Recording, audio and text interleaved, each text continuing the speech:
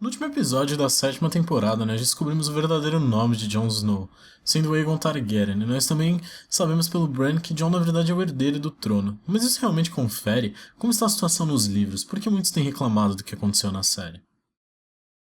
E aí, humanidade youtuber, aqui quem fala é o Daniels e sejam bem-vindos aqui a mais um vídeo. No vídeo de hoje eu irei comentar algo que muitos, mas muitos têm discutido sobre e a legitimidade do Jon Snow quanto à família Targaryen e também quanto ao Trono de Ferro. O vídeo de hoje vai ser no estilo mais roots, aí, mais raiz do canal, sem a câmera porque eu quero conseguir passar certinho as informações e para isso eu preciso escrever um roteiro que nem nos velhos tempos. Mas podem ficar tranquilos que vídeos com a câmera não vão parar e mais vídeos nesses estilos vão voltar, tanto que hoje mais tarde ou amanhã vai estar saindo a nova campanha aí que eu vou começar no Crusader Kings 2 no canal com o Jon Snow lutando para recuperar o norte da Casa Bolton com a ajuda do Stannis. Vai ser uma campanha bem interessante, isso incluindo a do Rhaegar Targaryen, que eu quero voltar, e também a da Casa Targaryen após a perdição de Valyria, que a gente já tinha conquistado 2 reinos, a gente já estava bem começando a se estabelecer. E bom, se vocês não conhecem o canal, sejam bem-vindos para se inscrever, que só teremos mais e mais conteúdo sobre Game of Thrones no canal, e quem sabe no futuro também sobre outras séries. Se gostaram do vídeo, também não se esqueçam de deixar o like de vocês, que ajudem muito, tanto na divulgação do vídeo quanto do canal. Obrigado e vamos lá. Antes de falarmos sobre o direito do Jon em cima do trono, nós precisamos ir bem para trás no tempo até o reinado do Aerys Targaryen, o segundo de seu nome, conhecido como Rei Louco. O Rei Louco se casou com a irmã dele e teve vários problemas para ter filhos, mas o seu primogênito foi o Rhaegar Targaryen. O Rhaegar nasceu durante a tragédia de Summerhall e por isso ele sempre acreditou ter uma conexão maior com o lugar, como se estarem, porque é um lugar de muita tristeza, porque muitas pessoas morreram na tragédia, mas foi o lugar do nascimento dele. Então, durante toda a infância do Rhaegar, ele sempre leu muito, e mais do que qualquer outra criança. Porém, algumas pessoas dizem, né, comentam que ele leu sobre a profecia do príncipe que foi prometido, e ele acreditou ser o próprio príncipe. Depois ele lê mais e mais sobre, ele decidiu se tornar um guerreiro e aprender no meio das espadas. Muitos achando que ele não tinha vocação para aquilo, mas ele acabou se tornando muito bom. Apesar de Rhaegar se tornar alguém muito habilidoso com a espada e a lança, muitos lembram que Rhaegar gostava mais de sua harpa do que de sua lança, dizendo que ele nunca gostou das canções das espadas, que nem Robert Baratheon ou Jaime Lannister. Quando Rhaegar chegou na idade para se casar, não tinha mais nenhuma Targaryen viva que lhe pudesse continuar a linhagem. Aerys decidiu mandar homens para Essos para procurar mulheres nobres aí que possuíam sangue valeriano, mas não encontraram nenhuma no final. Elia Martell acabou sendo a escolhida para o príncipe de Dragonstone. O Rei Louco estava com medo no dia do casamento e não atendeu, tendo medo de algum assassinato, alguma tentativa, etc. E também obrigou o jovem príncipe Viserys também a não ir no casamento. Nesse momento, a relação do Rhaegar com seu pai já estava ficando cada vez mais desgastada, levando o Rhaegar a ir morar em Dragonstone com Elia até eles terem o primeiro bebê, Rhaenys Targaryen. Prestem atenção que as coisas vão ficar mais interessantes agora. Elia já estava doente e pariu um filho a mais para o Rhaegar que ele nomeou Aegon Targaryen. Mas de acordo com a saúde de Elia, os mestres disseram que ela não poderia mais ter nenhum filho. Rhaegar e Aemon, nessa época, trocavam mensagens em corvos também. Aemon até se recorda que o Rhaegar acreditava que seu filho era o príncipe que foi prometido, mas que o dragão precisava ter 3 cabeças. Isso a gente também vê numa visão da Daenerys nos livros Na Casa dos Imortais. Problemas e intrigas vão e vêm e a relação dos dois só piora, mas foi no torneio de Harrenhal que as coisas culminaram e ficaram cada vez piores. Não era só para os dois, mas para o reino inteiro nesse momento. Eu fiz um vídeo já contando sobre tudo que aconteceu no torneio de Harrenhal, mas o mais importante vocês já sabem, Rhaegar colocou a coroa de rosas azuis no colo de Lyanna e tudo aconteceu. Rhaegar acreditava na profecia do príncipe foi prometido e também sabia que o dragão precisava ter 3 cabeças. Talvez ele e Lyanna se apaixonaram, talvez Lyanna se apaixonou por Rhaegar e ele se aproveitou para colocar a profecia em prática, mas nós sabemos que Jon Snow foi o fruto da união de gelo e fogo. Após Rhaegar ter sumido com Lyanna e voltado para a Fortaleza Vermelha para liderar o exército Targaryen contra os rebeldes, ele marchou até o Tridente para lutar contra o Robert Baratheon, o líder dos rebeldes. Como nós sabemos, o Rhaegar foi derrotado no Tridente pelas mãos do próprio Robert. Quando as notícias chegaram até a Fortaleza Vermelha, o Aerys estava certo de que os Martell haviam traído Rhaegar, incluindo um membro da Guarda Real, Lyman Martell.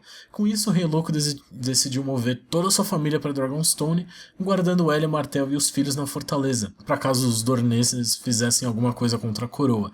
E aí que as coisas começaram a ficar complicadas, porque muitos dizem que o Aerys tecnicamente deslegitimou, né, o Rhaegar e os seus filhos, pois o Viserys foi nomeado o rei na linha direta de sucessão, o que leva muitos a crerem que o Rhaegar não tinha mais direito ao trono, então os filhos dele não tinham mais direito ao trono. O que aconteceu é que o Rei Louco poderia ter sim tirado o direito do Rhaegar de reinar após ele, mas todas as coisas de linha de sucessão não muitas vezes são respeitadas, a gente já sabe disso. O terceiro rei a sentar no trono de ferro, né, tecnicamente tomou o trono à força, que foi o Maegor Targaryen, conhecido como o Cruel. O irmão mais velho do Maegor, que era o Aenys Targaryen, havia morrido, já fiz um vídeo sobre ele também no canal, e ele já tinha deixado herdeiros suficientes para o trono, ele tinha, se não me engano, 3 filhos. Só que o Maegor tomou o trono à força, colocando os filhos do Aenys depois dele na linha de sucessão. Então Viserys poderia ter sido coroado rei, após tudo isso ter acontecido, mas se a maioria das casas de Westeros lutassem pelo direito do Aegon tomar o trono, ele provavelmente tomaria. Claro que causando mais uma guerra civil, lembrando aí a Dança dos Dragões, a Rebelião Blackfyre e todas as coisas que aconteceram. Tanto que o grande mestre Pycelle um dia escreveu para a Cidadela dizendo que duas facções estavam começando a se formar, uma que apoiava o Rei Louco e uma que apoiava o Rhaegar. O Pycelle até disse que parecia as Danças dos Dragões novamente, então provavelmente uma guerra civil aconteceria se não fosse pela rebelião do Robert. Não é que Rhaegar e seus filhos foram deslegitimados, né, mas tecnicamente colocados atrás do direito do Viserys, já que Rhaegar nunca fez algo que desse o direito do Aerys para deslegitimá-lo, como o dele ser o rei. Não é só ele falar, não quero que meu filho e tá tudo ok. O Randyll Tarly até comenta pro Sam uma vez que ele não fez nada que desse o direito do Randyll de deslegitimar e por isso que ele tomou a patrulha. Já tendo isso em mente, tecnicamente Robert Baratheon usurpou o mesmo direito do trono da casa Targaryen, mas no momento que ele casou, teve filhos, etc., o direito do trono fica mais complicado, porque os Targaryen tecnicamente têm mais direitos ao trono. Mas como o Robert o conquistou, o direito passa para os filhos do Robert, tecnicamente, né? A gente sabe que não são os filhos do Robert. E o direito dos Targaryen vai para o direito de conquista, isso é, quem conquistar primeiro vai ter a linhagem principal.